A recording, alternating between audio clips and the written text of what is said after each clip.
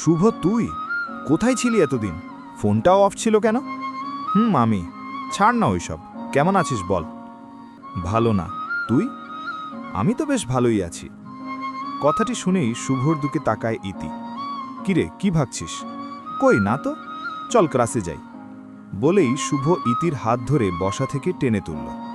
ইতি অপলক দৃষ্টিতে তাকিয়ে আছে শুভর হাতের দিকে। আসলে ইতি ও শুভ খুব ভালো বন্ধু, খুব ভালোবাসে দুজন দুজনকে। কিন্তু বন্ধুত্ব নষ্ট হওয়ার ভয়ে কেউ কাউকে বলতে সাহস পাচ্ছে না। আজ ইতির জন্মদিন। শুভ ভাবছে আজ যে করেই হোক ইতিকে তার মনের কথাটা বলেই তবে ছাড়বে। শুভ একটা ফুলের তোড়া নিয়ে এলো ইতির জন্য। ইতিও ফুল খুব পছন্দ করে।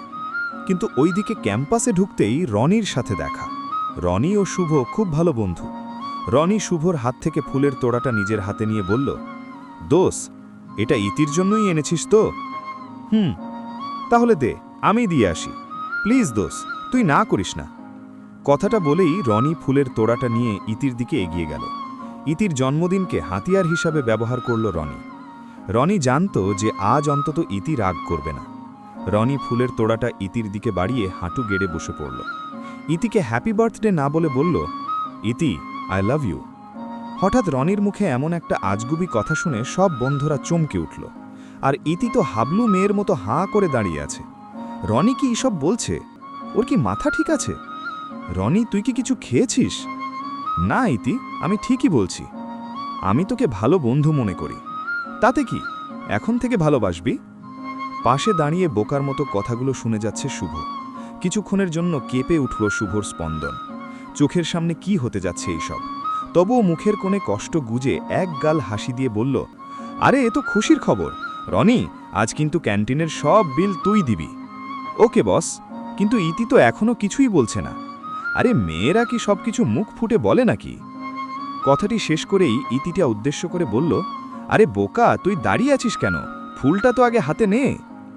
ইতি ওই সময়ে আর কোনো উপায় না পেয়ে রনির হাত থেকে ফুলটা নিল। ভিতরে ভিতরে কেঁদে উঠল ইতি। ভাবল, এতই যদি মেয়েদের ব্যাপারে এতই জানো, তবে আজ কেন বুঝতে পারছো না আমার মনের কথা? কেন বুঝতে চাও না আমি কি চাই? কথাগুলো ভাবতেই চোখের কোণ বেয়ে অশ্রু গড়িয়ে পড়ল ইতির, যা শুধু শুভর চোখেই ধরা পড়ল। আজ এক সপ্তাহ ধরে ইতিকে আর দেখা যাচ্ছে না ক্যাম্পাসে। ওইদিকে রনিও ইতিকে খুঁজে খুঁজে পাগল হয়ে যাচ্ছে। শুভ ইতিকে কিছু বলেনি তাদের বন্ধুত্ব নষ্ট হয়ে যাওয়ার ভয়ে। যাই হোক, তার ঠিক 3 মাস পরেই ইতি ও রনির বিয়ে ঠিক হয়ে গেল। ইতিও রাগে আর অভিমানে ফুলে আছে শুভর উপর। আজ ইতির বিয়ে। লাল শাড়িতে ইতিকে ডানা কাটা পরীর মতো লাগছে। বিয়ের দিন শুভকে দেখে ইতি কেঁদে উঠল। শুভকে ডেকে ইতি তার রুমে নিয়ে গেল এবং ভিতর থেকে দরজা লক করে দিল। ইতি, কি করছিস? কেউ দেখলে খারাপ ভাববে। ইতিটা শুভকে জড়িয়ে ধরে কেঁদে উঠে বলল, শুভ, তুই কি আমাকে একটুও ভালোবাসিস না? সত্যি করে বল তো। ইতি, তুই কি পাগল হয়ে গেলি নাকি? আমাকে নিয়ে পালাবি বল। কি বলছিস ভেবে বলছিস তুই? আমি ঠিকই বলছি। ইতি, ছাড় বলছি। ইতি আরও শক্ত করে বুকে চেপে ধরল শুভকে। শুভ বলল, মাথা ঠান্ডা করে কাজ করবি। এমন কিছু করবি না যাতে সমাজের কাছে সারা জীবন অপরাধী হয়ে থাকতে হয়। কথাটি বলেই দরজা খুলে বেরিয়ে গেল শুভ। ওইদিকে অঝলে কেঁদে চলল ইতি। বিয়ে হয়ে গেল ইতির। শুভ তার সেই না বলা কথাটি বুকে নিয়ে নীরবে চলে গেল। আজ ইতির বিয়ের 6 মাস গত হল। ইতি খুব অসুস্থ হয়ে পড়েছে। তার একটা কিডনি নষ্ট হয়ে গেছে। খবর পেয়ে শুভ হাসপাতালে গমন করল। ওই দিনই ইতিকে শেষবারের মতো দেখে নিল শুভ। শুভ তার একটা কিডনি ডোনেট করল ইতির জন্য। ইতি এখন সুস্থ, কিন্তু কে কিডনি ডোনেট করল তা এখনও জানতে পারল না ইতি ও রনি। ইতি আজও খুঁজে বেড়াচ্ছে শুভকে, কিন্তু কোথাও খুঁজে পেল না। অনেক খোঁজার পরেও ইতি হাল ছাড়ল না, শুধু খুঁজেই চলছে। হয়তোবা এখন আর খুঁজে কি হবে, তবুও অনেক দিন ধরে চোখে পড়ছে না শুভর সেই মুখটি। আজ 3 বছর হলো এখনও দেখা মিলেনি শুভর। ইতি আর রনি একটা শপিং মল থেকে নামছিল। নিচে একটা পাগলকে লক্ষ্য করল ইতি। তার হাতে একটা কাগজের পুটলি ছিল।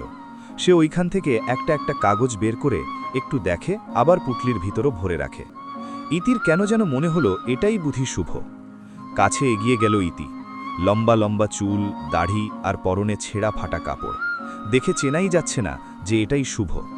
হঠাৎ একটা দারোয়ান এসে পাগলটা হাত থেকে পুটলিটা রাস্তায় ছুঁড়ে মারল এবং তার ঘাড় ধরে বের করে দিল। পাগলটা ছুটল তার সেই মহামূল্যবান পুটলিটার দিকে, কিন্তু একটা কাগজ উড়ে এসে ইতি পায়ের কাছে পড়ল। ইতি কাগজটা খুলে পড়তে লাগল।